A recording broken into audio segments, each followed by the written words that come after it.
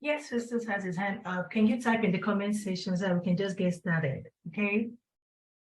I had to mute you, Festus. Okay, today we're talking about the strategies for increasing teacher retention. And I believe everybody here had the same problem, and this meeting was just called as a solution to a problem that virtually everybody is having.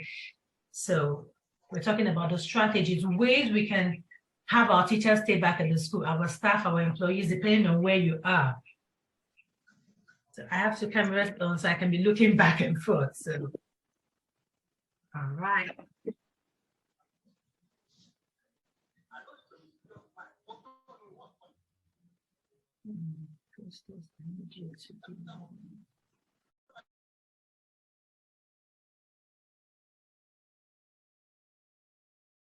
Okay. So on our outline today, we're going to be talking about why are your teachers leaving? Now, I believe we're all here because teachers are leaving our schools. We have staff leaving from different places. We can't seem to keep them. They're always on the move. I think that's why you're here. So we're going to talk about today, we're going to talk about why they're leaving. Why are your teachers leaving? Why are they moving from school to school? How do you attract the right team? Now, it's not just about them leaving. If you don't have the right people working with you, there's no way they're going to stay. So these are things we're going to talk about today. And then next is how to stop losing good staff. Now, they're leaving. When you attract the right people, you train them, you invest in making them stay. How do you ensure they don't go at all? Yes, you can employ a lot of teachers. Sometimes you want the bad ones to go, the ones that are not conforming to the rules and doing the things you want them to do. But how do you get the ones that you have trained, the ones that are productive, the ones that are high performers? How do you get them to remain in your institution? And then today we're also going to talk about how to stop those leaving from poaching staff and students. Now, this is a bonus. Sometimes when we have good teachers leave, one of the things that's very aggravating they do is poach other teachers. I'm sure some of you have gone through that. I've passed through that in the past. You have teachers poaching your students and taking them to the schools where they're going, and also taking the students from your school and moving them to the places they're going to. These are the things that we're going to talk about today. Okay. Now, it's not just about coming to this meeting. Is this meeting right for you? How do you know if this is really right for you? This meeting is right for you if you spend your whole time recruiting. Are you always recruiting midterm, mid-session? You're always putting notice for teachers. You're always putting out notice for new teachers. You want people to come in, then this meeting is for you.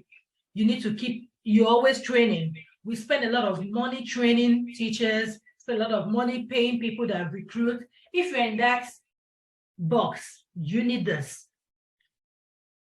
You need to train your teachers. There's always Friday afternoon trainings. You're always trying to get them rewired to have the right mindset to work with you, the right mindset to work with the children, the right mindset to interact with the parents. It's just a cycle of training. Like, I need you to do this, I need you to do that. Well, that is why we're here today. And I believe by the end of this meeting, the training cycle will stop. And then this meeting is also right for you if you crave understanding from your staff. You're always trying to explain yourself. You're always trying to explain why things are done in a certain way. It's just explaining yourself, trying to tell them to understand the school, to understand your brand. You're always trying to communicate something to your staff. That is why we have this meeting. And then the last is also for you if you want to be in control of staff mobility and overall team output. You want to be sure, you want to know who is leaving and who is coming, how long your teachers are going to stay. You want to know who is performing how. You just want to be in control of what your teachers are doing. Then this is why we schedule this meeting. I know we're all administrators, and one thing administrators want to do is to make input, ask questions, and say things. You're not, you want you want to say something, but you can always raise your hand or comment, type in the comment section, and that way I'll get back to you. You wouldn't have to interrupt our class, okay? We have a limited time. All right, let's keep going. Now, before we continue, let me ask you some questions, because if you don't know what your problem is, you would not know when your problem ends. So I'm going to ask, what does staff? Okay, my internet connection is a bit laggy this morning, but let's keep going. I think I got that started out. Okay, so one of the questions I would ask this morning, what does staff retention mean to you? Because you might be saying, oh, my teachers are leaving, but you are the problem. You don't even know. You just want to change. Some people love changes. They just, I'm tired of these teachers. I want them to go. So this is not for you. If you're one of those people that cannot stay long with people, with your teachers, you just don't want them to stay, then this is not for you. So what does staff retention mean to you? I believe we all have our pen and papers, we have our tablets, we have our laptops where you're taking notes. So you might do well to just take some notes so that after this class, you can go back to it and reflect on all the things we're talking about. What does it mean to you? Does retention mean staff staying for one term, one session? What does it mean to you? Are you the person that wants your staff, okay, just stay one term and you're free to go, I can always change? Or you're the person that wants your staff to stay at least one session?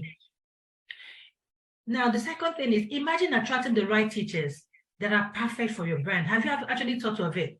How would I feel? How would I react if I'm able to attract the right people? Like, I have the right teachers that understand me, that communicate well, that are very passionate about the children. How would I feel about that? Then how would you feel when you retain staff that you have invested in? We're always training, we're always investing in staff, we're always doing something to keep teachers in our institution. What feeling would you have if you're able to keep these teachers?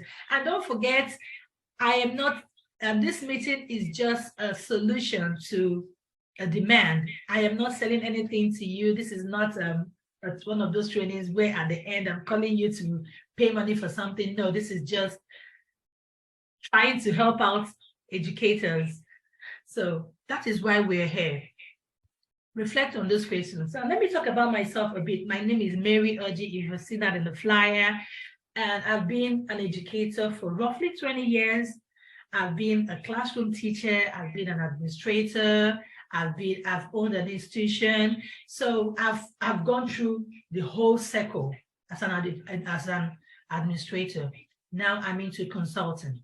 And in this process, I've been frustrated with staff. I've gone through the frustration of trying to communicate with staff members, trying to get them to work. I've had all of them. I've gone through that. I've had verbal exchange with staff in the past. I've had very bad communication where we couldn't understand ourselves. They couldn't talk to me. I couldn't talk to them. There were misunderstandings on work, on goals, output, too many things. At the point, I was overpaying the wrong people that were not delivering. They were just asking for more salary. Can you pay me more? And I was paying them, thinking that to fact them earning the right money, you can keep them in your institution. So you're giving people money. At the end of the day, they still leave because the goals don't match. And then I went through what some of you are going through, constant hiring. I was always hiring people. It was like a cycle of leaving, coming back, leaving. Somebody was always going, somebody was always coming back. And we all know what happens when this keeps happening. The parents are not satisfied. The children are going through these changes. One teacher starts from stops at a particular topic, another person starts from a different angle. And it's just a bunch of confusion. So what did I do? I started researching. I started asking questions. I had to go into taking courses and asking questions like, we have institutions where staff never go. Like the bank, I put that on my Facebook page. I said, banks retain their staff. You see, we all know a bank worker that is always exhausted. They come back tired. They go to work at very odd hours. They They come back very late. They're not there sometimes for their children. They're just tired. They're sitting down, they're eating junk food, but they still do that work. Even with all the complaints, they don't leave. Why? Is it the money? What is it that keeps them? And then we have our other counterparts, the teachers that work in the government schools. They don't have the best environments. They don't have the best money. They don't even have the best colleagues. The children they are working with are a far cry from what some of us have in the private institutions. Why are they not leaving? So this got me to learn methods and find out things that could make my staff stay. And some of the things I learned and I started utilizing that helped me is I started strategizing on the method for retention. So when I learned the methods, I put them in practice and then had a strategy to retain my staff. Then what did that do for me? I had less time. I spent less time on hiring. It wasn't just about, oh, a new teacher is coming. No, the ones I had stayed because I knew how to keep them. I had a satisfied team. It wasn't just that they were staying. The team were happy. I actually have one of the ladies I worked with here on this in this meeting. They were satisfied because we could communicate better and there was greater output because when the teachers are happy, when they're satisfied with the administrators, they give in their best. They work harder because they know that if there's a problem, they will always be understood. Then zero poaching of staff. Zero poaching of staff means we have schools that pick staff from when they see a teacher is good in your school, they go for them. So my staff were no longer being poached. And that also happened to some of the people I consult with. They don't have their staff being poached because their teachers understand them and they understand each other. So nobody's coming to pick them because they like where they are. Nobody wants to just walk into the unknown. So when your teachers are satisfied, they wouldn't want to go, no matter how much. If anybody is offering them more than you're giving them, they will let you know because they are happy with how you're treating them. And even your students, the parents would not go because they love the teachers. There is synergy in what you're doing in your institution. Now, before we start with the strategies, if I give you the strategies, let's look at some of the mistakes that are costing us teachers. Now, I know every institution, every school, every person is unique. You have the way you do things. But there are some general mistakes we make as educators that make us have this problem. You might know them, you might not know them, but I implore you to just sit tight and listen, and let's go through all this together. I'm sure you leave this meeting, this workshop with something very good, something that you can implement and it will help you keep your staff. Now, one of the mistakes that we have is your brand goals and expectations are not visible. And so someone will be like, okay, back to brand. The whole internet is crawling with brand. Everybody's talking about brand. But yes, we live in a world that is always changing. Things are always changing. People are always moving forward and moving towards something better. Now, if people, your crowd, if your community, my internet is a bit laggy again, and I don't know why it's doing this, but if for some reason you don't catch anything, just type in the comment section and I would revert back to that. But there's a recording of this, so you can always get back to this and listen to what I'm saying. So, like I said, if your message is not clear to the people you're serving, that is your community, which includes your teachers, your students, their parents, then people would not understand you. There will be a lot of misunderstanding. We'll get to that. Over expectation. Why are your teachers leaving? When you over expect, when you put a lot of responsibilities on your teachers, they would leave. Because if they do not have the capacity, the skills to execute that, they will run for their life because they will feel overwhelmed. They feel you're not paying them enough to do what you're putting on them. So over expectation is one mistake we make. We expect so much from the teachers. You expect, okay, because I'm paying you to be in my school, you should be able to do A to Z. No, that is a mistake you're making. Okay, I'm sure some of you will be like, oh, well, if I employ you, should be able, as a teacher, you should be able to handle this and that. Well, hold on with that thought. We'll get to that. The next mistake is not paying attention to personality at the point of hiring. You as a school owner, as an administrator, as an executive in your organization. You have your personality type. You have the things you can tolerate and the things you cannot tolerate. You have a vision for your institution. Who are you hiring? It doesn't matter what they have on paper, what they have, what they bring to you as their past experiences. Who is that person you're bringing into your institution? Is it a good match for your institution? If you make a mistake with that point, then there's no way. You keep losing people if you do not pay attention to that. Now, thinking money is the main reason for staff leaving. That is a mistake. If you think the main reason why your staff are going is because they want more money, they want more benefits, that is just everything. Your mindset is that they're leaving because of the remuneration, then that is a cognitive error. That is a mistake. That's not right. Believing you're doing everything right. I know as executives and administrators, we are wonderful people. We have the right mindset. We're focused. We're educated. We've been there. We've gone through everything. We know what is what. But believe you me, you don't know everything. Everything you are doing is not right. There might be something you're doing that is different, that you can always change and be better. Oh, no. Okay, and be better. Now, the last mistake costing you teachers is no defined method for staff growth in your organization. If you do not have a defined growth, now let me talk a bit on this.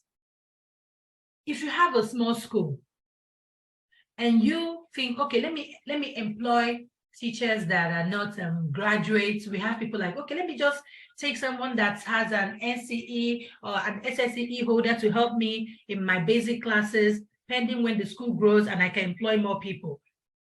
And you do not have a defined pathway for them to grow in your organization. You know what will happen to you? Don't forget that as your school is growing, these people are also growing. They are growing. They have more visions. They have more things they want to put their strength in. By the time you get to a point where you want them to do more for your school, they will move on. If they get, and okay, let me say you have an SSCE holder in your school that is helping you with your crèche, is helping you with your basic classes as a class assistant, and you do not have a defined method, you do not have a way for them to move on, grow with your organization, that girl will go and get a degree, will go and get a certificate somewhere, and she will leave your school because your school does not serve her. Your school is not growing to meet her at where she is. So you have to know that as my school is moving, as I have this as a CE holder, at this point, my school has to evolve. My school has to move on to match these people, to match their qualification. There should be a pattern. If you have someone that has a bachelor's degree, remember that as the person is going to get a graduate degree, you should have something in place to be able to absorb that person back because you've done something for them, you've taught them. So how do you want to bring back this person into your institution? Do you have a pattern that says, okay, when this person gets, he or she can become a supervisor? You should have a plan in place because that's your teacher that has grown with you, that has been with you for years, and you're not making plans for them even as they are growing in their career. They will leave you and move to people that have grown to meet up with that level where they are. We'll get to that. So think of all this. Are you a school that is just redundant? It's just about you. Okay, if whatever you have, if you get bigger than my school, you can move on. If you don't match up, you can drop low. You have to match your staff with your expectation. If a staff is coming, you have to have room for the person to grow with you. That is something, if you don't have in place, then you'll be losing good teachers that you have really invested in because they would not stay. If I have a higher degree, I expect to be paid better. I expect to grow. I expect to be made a head teacher in your institution if I do better, if I'm productive. Now, by the time I am ready, I have the qualifications and the experience to be there. Do you have an opening for me? Do you have a plan to absorb me back into your system? So these are the things, these are the mistakes that if you're not putting them into perspective, there will be a problem for your school. So now I'm going to talk about, let's go into the strategies. I've talked about the mistakes. I've talked about the things we're going to look at today. I've talked about myself. Now let's go straight to the reason why we're here today. The strategies that you can implement to keep your teachers in your institution. The first is rebrand to attract the right team to you.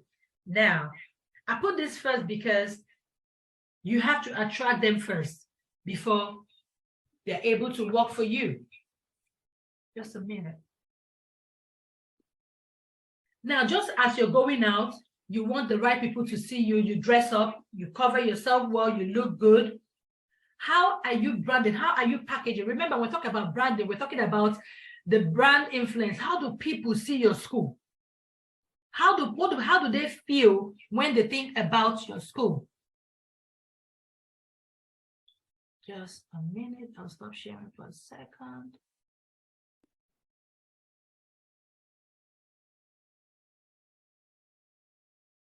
Okay.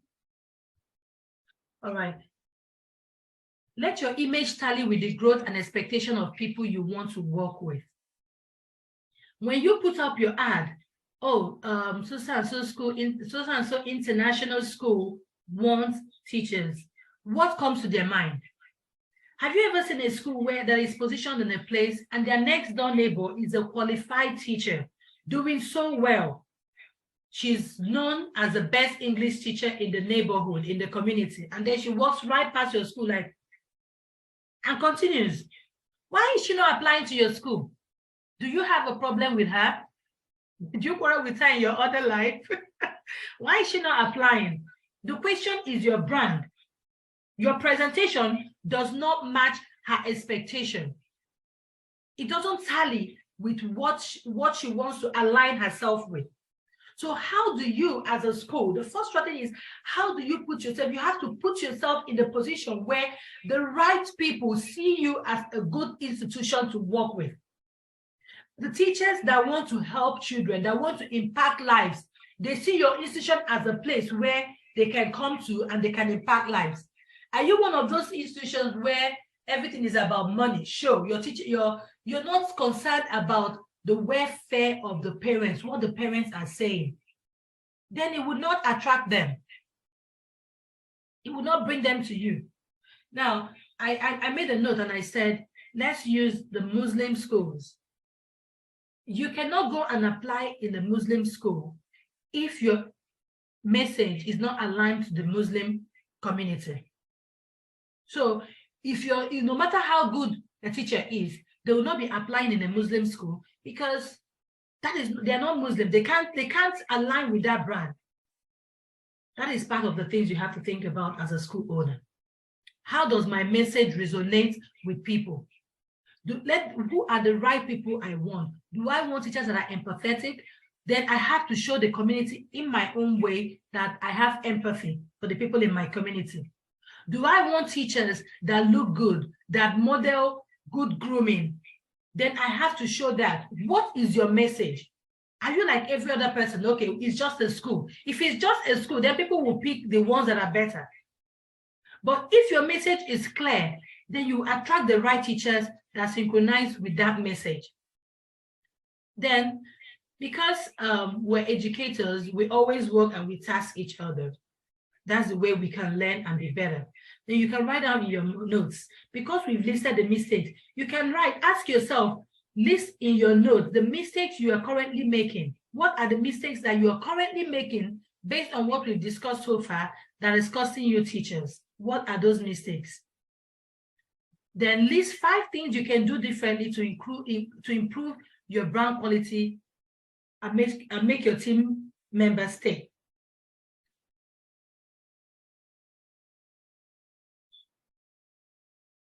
Yes. So when you list this, if you have a problem with this, we can always go back to this video. We can always talk about it. Now, just as we're talking about this for the purpose of clarity, I have a link in my website where you can always, I left it open between now and the 31st of this month, where we can always talk about, where we can always have a call and discuss things on the way forward. It's free of charge and we can always discuss. I'll give you 45 minutes where we can talk about the way to move forward. So write down those things, reflect on it. I'm sure when you list them down, it would help you on your way towards keeping your teachers in your school. So now the next thing we're going to talk about, the second strategy is be thorough during your recruitment.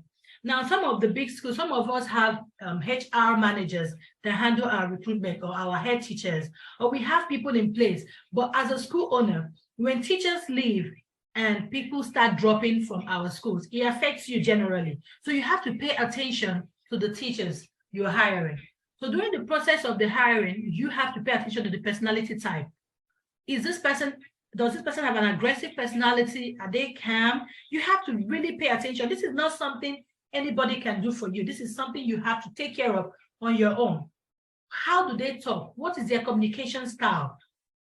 The degree, the micro teaching you do with them would not tell you this. This is something you have to ask questions, you have to probe and find out what is their vision, what is their plan for the future. Now, start plan for the future. This is crucial. Sometimes you have to choose what is good for you. If you have, let me give an instance. We want to be all inclusive in our hiring process. We want to take everybody in. Now, you take in a teacher that might be relocating in the next, maybe let's say a teacher that the husband is in the military, or that is pregnant, or is going to get married soon. You need to check these indices.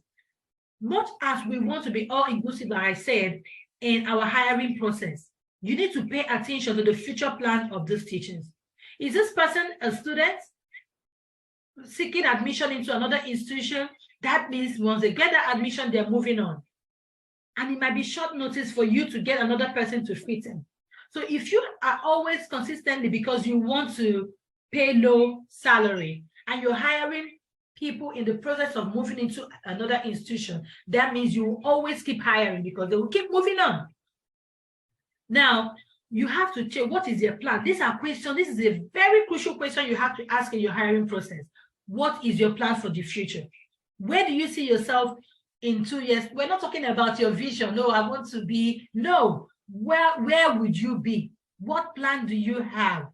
Are you in a relationship that will possibly take you out of this vicinity or this community? What are you doing?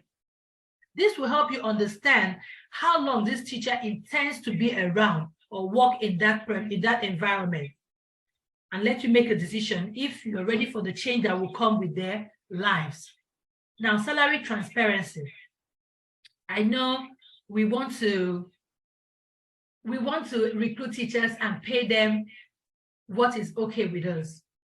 We want to bring in teachers, and sometimes I hear school owners say, we don't discuss salary with other staff members. One thing you have to know is there is no way your teachers will not talk about how much they are paid with someone. So you have to be very transparent. Transparency, I mean, is not that you're not telling them how much you're going to pay them. No, you have to tell them how your increment process goes. How do I increase salaries after 3 months, or I increase salaries based on your productivity. What level of productivity? I increase salary based on the number of months or years or whatever you stay. You have to be transparent. They need to understand how you pay your staff. So that way, when they come in and see somebody making a different money, they'll be like, oh, no, they won't be like, oh, no, I'm being cheated, and they will move. No, they need to know what they're signing up for and how it goes in your institution. There has to be that level of transparency in your hiring process when you're recruiting. Now, these ways you can do better during recruitment. Like I always said, as educators, we always give assignments. So I'll give you assignments on what to do. Write them down. This will help you retrain on what I've been saying all along. So these ways you can do better based on what we've talked about in your recruitment process. Now, remember that I said every school is unique. So there might be things you're doing that I did not list. They're not in the list. So I do not claim to have information on what is happening in all your schools. No. But these are strategies that have been tried. I have tried them. Other people have tried them. And it's really worked over these years. So find out the things you're doing. There's no way you can have an institution or you're an administrator of an institution and you have no idea what goes on during the hiring process, during the recruitment. No. Remember, you have to pay attention to the personality type. That is very important. That is key. If that person's personality type does not match the brand identity you have, it doesn't matter what certificate they have, just let them move on to the next school. That will save you a lot of headache. Now, strategy 3, establish a system to handle burnout. Now, some of us will say, okay, how would you know burnout? Burnout is a state of mental, emotional exhaustion. When the teacher is tired. Now, we run into communication problems with teachers when we do not understand that burnout is real. A teacher is working from morning to night. They come in, some of them are there by 6, some by 7 in the morning. Don't forget, before they got to your school, they've done things, they've done their responsibilities. Some of them have to go through traffic to get to school. Then they handle the children with their different personalities. They go through parents, they go through your meetings. Mid-term, midweek, mid-session, expect burnout. Now, if you do not have a system, I said establish a system to handle teacher burnout.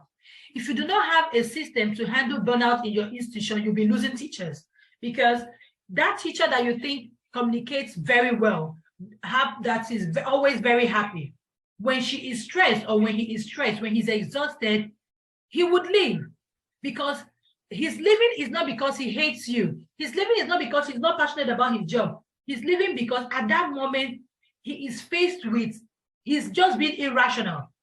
He's just tired. He just wants out.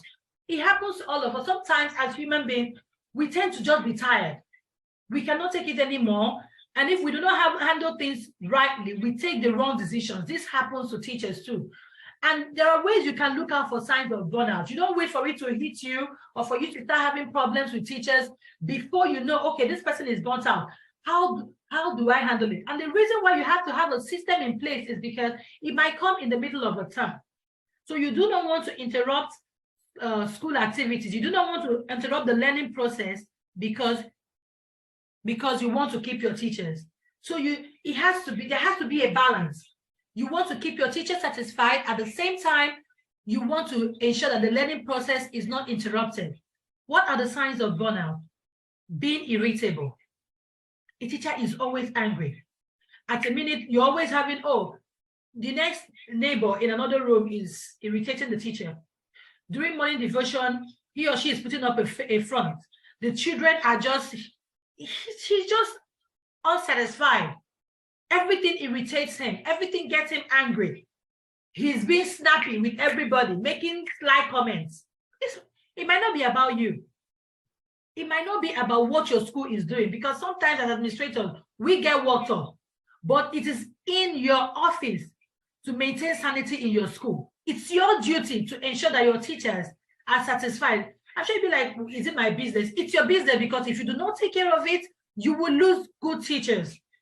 When a teacher is being irritable, is being annoyed, is easily angered, pay attention.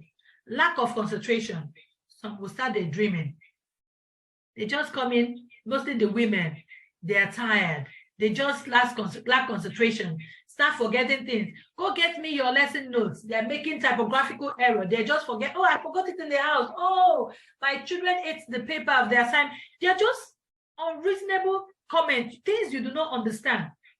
Some start getting sick. You have a staff member that is recurrently sick. I have headache, I have fever. And sometimes we'll be like, she's so lazy. She's always making excuses. Is she the only one working? I plead with you, because sometimes someone has to plead with us for sanity. You need to pay attention. When a teacher keeps getting sick, complain of illness, complain of tiredness, find a way. Some of the methods you can use to handle this can be giving them time off, but you have to handle it. They need to communicate it. They need to understand. Take time off. Take a day off. Take half a day off.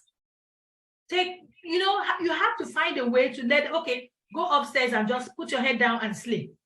Yes, you have to do it, because if the teacher is not, if that exhaustion, if that stress is not collapsed, if it's not put in check, it would create a lot of problems in your school system. And that's the thing we do not want.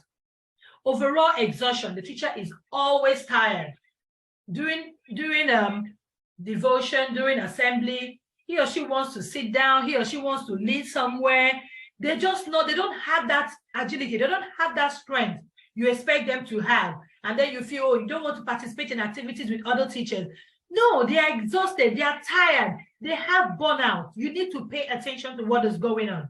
And then disengagement and absent-minded. It's like during meetings, it's always, okay, whatever you say, okay, whatever happens. And when there's something else I've noticed with burnouts, and I keep saying this to school owners, when a teacher is burnt out, that is when you see gossips creeping up in schools. They have idle time. They don't have idle time because they don't have work to do. The mind is no longer focused. The mind is distracted. The body is tired. So that is the time you have room for idle talk. That is why, because there is no zeal. There's no motivation at that point. So you have to keep the motivation high. You have to keep their spirit high so that you can have the best coming out from your teachers. So we can always talk about this as we go. Like I said, we'll always talk about tasks. Identify ways you can help your staff without interrupting workflow in times of burnout. Like I said, don't interrupt the workflow. Don't let it hinder the learning process. It's you. Your school is unique to you. Your brand is unique to you. You know what you expect from your teachers. So how do you do this? You need to have, everything does not just happen. There must be a process. There must be a strategy. They always say, if you don't know where to go, then you can take any way. But if you know where to go, you plan towards it. The way you budget your money, you have to budget, you have to plan the way to keep your teachers. So each of this is called a strategy because it's something you have to work on. So I said, identify ways you can help your teachers without interrupting workflow in times of burnout. So find a way, oh, how do I know when a teacher is burnt out? Would you have somebody pay attention to the teachers and let you know, oh, this is my observation? During your observations, your daily observation, do you pay attention to the reactions of your teachers? Do you pay attention to the way they're behaving? That should also be something you have to do. Then, if you notice that they're burnt out, what do you do about it? If these teachers have to commute long distances to get to your school, sitting in that car can be stressing and sitting in the buses, staying in that bus stop, driving and sitting in traffic for a long, it can be stressing. Then they get to school, deal with you, go back and deal with the issues at home and come back the next. If you expect them to be at their peak performance, you need to pay attention to them. When they're drowning, you have to be there to lift their hands up. That way, they will always appreciate you and remain with you. Now, strategy 4. Now, I said, apply the 3 C's when fixing payment and salary. Be very competitive. Be considerate and be calm. Now, let me just rush back and let me go back to them. Be competitive. When you're fixing your salaries, look around you. I'm not telling you to use all the money you're making in the school and pay them, or whatever money you're making in your institution or your organization and pay them to your workers. No, but it has to be competitive. Within the range, within the school, within the level of school you're running or the organization you're running, is what you're paying them competitive? Is it enough? Is this something they will look at and be like, okay, I can take this as against XYZ, what they're paying their staff. Be considerate. We know how the economy of Nigeria is and every other places we go to. It's not okay anywhere. If the money you're paying is not commensurate with the expenses the teachers are making, even if you're paying $1 million every week, they will still go. Now, I'm not saying you should run their expenses and ensure that your teachers are paying, budgeting well. No, that's not your problem, what they do with their money. But look around you. If you know you cannot pay high fee, you need to be able to employ teachers strictly within the community where your institution is located. That way, the stress of transportation will be cut off. If you're paying a teacher that lives 5 minutes from your institution, 50,000 or 100,000, and then you're paying a teacher that lives 1 hour or 30 minutes drive from the institution the same money, what do you think will happen? They would not be satisfied. So these are things you need to plan on when you're fixing your salary. What would you do if a good teacher lives far? That way, even if you're communicating to your staff members, you can justify why you're paying more. Yes, the two of you are good, but I'm paying this person more because she has to transport herself to this location. If you don't like it, you can move to the same location where he or she lives. Yeah, I know it's applying humor to it, but I believe you understand what I'm saying. You have to be considerate. When you're employing male teachers that have families, you have to pay attention. It's what I'm paying them enough to keep up their salary, their families. Because if you invest in this man and you put him through trainings and groom him for your school, if another school offers him more money, he will move because he has to pay his bills. He needs to take care of his family. It's not about what you're doing. It's about what he needs for his family. So you need to pay attention. Can I keep this person? What can I do to make it better for the person, for this staff member? Now, be calm. Don't get this last one. I put be calm. Don't get carried away by staff pedigree. Over the years, I've seen a pattern. A staff comes in with this wonderful CV, with this good charisma, with all these things behind them, and then bam, bam, the school owner, you're already offering them double what every other person is earning. That is not fair. The other people you have, they've stayed with you, they've weathered the storm with you. So when you are bringing in a new teacher, you need to be calm. Being calm is you need to, yes, you're impressed with what they have to offer, but you have to also consider others. You need to pay attention. You have to bring yourself to a place where you're not carried away and you're all anxious and make a spontaneous decision that will affect those you already have on ground. And remember, this person you're offering double of what you're already paying. When you're increasing salaries, you have to increase the salary. Can you sustain it? If you're already paying 100,000 and then you're offering them 200,000, when you want to increase salary after 3 months, you have to offer them something more. Can you keep up at that pace? Would it make you expect so much from this staff? And what is the ripple effect it will have on your other teachers when you bring in this person? These are things you have to create a balance and ensure that it does not affect the work environment, the overall psyche of the teachers you have already in your institution. So like I didn't put a slide for the task, but I implore you to also go back on your notebook, look at this and check how you're being competitive enough when you're fixing salaries. How are you being considerate of the teachers you have? Start from the known to the unknown. Start from the teachers you already have in your institution. Start from them, the ones you have. Check the salary you're paying them. Are you overpaying somebody that is making others unhappy and putting that person on the spot? What are you doing with your payment, with your salary? Because it's crucial. That is affecting the work mode. And then when you start employing new people, how would I implement this that I have learned, these 3 C's, to ensure that I don't make the same mistake I'm already making, or I don't make this mistake, thank God I am not making them. It's up to you. So the next strategy I'm going to talk about is being intentional on how communication is handled in your institution. Communication is one thing that has scattered schools, that have driven everybody running to different paths, that have made parents move from your school, even though they know that your school is the best thing that has happened to their child. I believe, okay, like I said, let me repeat that because I think the internet stopped while I was talking. I said, be intentional. I said, teachers, parents have moved children from schools because of communication, even though they know the school is best for their children, but because of the way information is being managed in those institutions, they just move them, like they can't handle them anymore. How is your administrators talking to your teachers? How do they relay important message?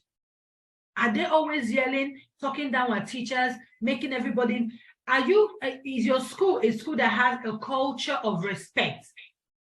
This is something you have to establish on your own. You can't say, oh, the teacher, oh, this teacher, is that the way she talks? That is why during the time of recruitment, you have to check the personality type. You can't do anyhow. You can't talk to people anyhow. You have to pay attention to the way you communicate to people, from the management to the teachers, from the teachers to the students, even to the parents.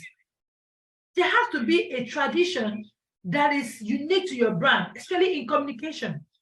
Do your parents understand that no matter what is going on, you cannot come in yelling at teachers? Because if you do not establish that, when such things happen, how do you handle conflict in your school? Because a good teacher might just get tired and move on because the way information was being communicated, was being managed, wasn't good. It's not because they don't like your organization, but you just said the wrong thing. Somebody said the wrong thing. So how is information, how is communication managed? The way you set class rules, there has to be a rule on the way communication is being done in your institution. It's a must. Your head teacher, your team leaders, your whatever levels you have of administrators you have in your school, from the security to the to management, every level you have, how do you communicate to one another? You need to establish that, because if there's no culture of respect, of good communication in your institution, then the right people will come in and then they just turn around, do a 360 and they move out, because nobody wants to be in a place where information is not handled well. When there is conflict in the school, how do you handle it? How do you communicate to your staff? How do you manage the information between staff and parents, between parents and the learners and the students? So I will leave it up to you to find out what is going on. How do my teachers sit back? If you don't know, you can always sit back and ask questions and observe. When you observe, I'm sure you will know a solution. You will find out what is going on. I said, how can you improve communication within your school? It's up to you. It's in your hands to do it. If you are solely in charge of managing your school, then it's a good thing. If you're not, then you have to call a meeting, call those that are in charge of administration, and find out. Point out things to them that this has to stop, this has to stop. We have to bring in this culture. And it should be something that is sustainable. When you bring it in, you have to find a way to sustain it. It's not something you do within a term or within 1 week and then dustbin it. You will go back to the problems you keep having. And they will not go away. Because like I said, the strategies are things you have to do conscientiously. So it's something you have to handle with care and do it continuously. Now, let me go back to what we have been talking. Now, I promised a bonus that, okay, let me go back to this recap. We'll get to that. We've talked about the common mistakes that school owners make that are costing them staffs. We've talked about how to strategize while hiring. Talked about that. Remember, let me just go back to that when you're hiring, you have to pay attention to the person. You have to put your mind to who you are bringing into your school. Rebrand to attract. If your brand is not attracting the right people, if when you put out a call for teachers and it's not bringing the right people to you, the people that fill out application in your school is not who you want teaching the learners, then there is a need for you to rebrand. There's a need for you to change your method. Identifying and handling burnout. How do you identify burnout in your institution? How do you get teachers to be okay when they have burnout? Managing communication. We've talked about communication within your institution. So our time is almost gone. Okay, now, why were there are things you can unlearn. I can hire any applicant for my brand. You have to unlearn that. And not everybody is a good fit for your institution. Not everybody. Everybody that applies to you is not a good fit for your institution. You have to unlearn that the good teachers go to big schools. No. The good teachers don't go to the big schools. The good teachers go to the best schools, the schools that fit them. Everybody goes to a place where they are comfortable. I put something on my Instagram page that says that teachers, they don't just leave. Nobody wants to lose a job where they have peace of mind. When a teacher has peace of mind, and is satisfied, they will come to your school. If your brand resonates with their identity, they will come. What kind of teacher do you want to attract to your school? Then portray that image that will attract them. Every action I take is perfect for my staff. No, you have to unlearn that. Every action you take is not perfect for your staff. Your staff is unique. Your team members are unique. So you have to tweak your actions. You have to change. You have to keep correcting things till you make decisions that are right for them. Not just something that suits you. It has to suit them, not you. I'm not in any way in control of teacher mobility in my school. You have to unlearn that. You are in control of your teacher mobility, the way the teachers move. When you have a strategy in place, your teachers will stay. You can say, okay, these teachers have the wrong mindset. Let me do an overhaul. That is not a failure. When you feel that your teachers have the wrong mindset, then there should be an overhaul, and then you bring in a new set of teachers. I don't have time to talk about that when there should be a need for an overhaul. I'll treat that in another session. But when there is a wrong mindset, you just have the wrong mindset, then there is a need for an overhaul. You have to control the mobility of your school. It doesn't happen by chance. It's not something that is left to nature, like rain. No. Now, reflection. You might be saying, "Oh, I've heard all this. Oh, Miss Mary, how do I get started? Okay, I have a school. They keep leaving. I'm losing a lot of money. What do I do? How do I get started?" Well, like I said, I have a link on my page, on my website, where you can always book a call with me. I left it open to the 31st. I'll do a free call with you, and I can talk to you free of charge. After the 31st, you can no longer be able to access me on that free of charge. Well, I'm a businesswoman. No time is to be wasted. But for the benefit of this class, I'll leave it open to the 31st, where we can be able to discuss with you, and I can tell you how you can get started. If there's any question, I can attend to you there. Now, how can I establish a healthy communication culture in my school? These are things that you should be thinking about. How do I establish a healthy communication culture in my school? Like I said, you can always go back to this video and listen to it again. Look at the way the communication is being handled in your school and how to make it better. I'm so confused, but I need help. That is why I'm here. You can always send me a message, and I can know how to come in and help you. I will need my school administrators to listen to this. Like I put in there, I'll put up this in my YouTube page, and put a link on Instagram. You can always go back and listen to it over and over again if there's any information you need. Now, these are ways you can reach me. You can book a discovery call with me on my website, www.calltoteach.com. There's a button for booking where you can always go and you book a call. Then you can follow my Instagram page or subscribe to my YouTube channel, and that way we can establish a rapport, and I can answer some of your questions within this period. So it's been a wonderful time speaking to you exactly at the time. So it's 2 minutes to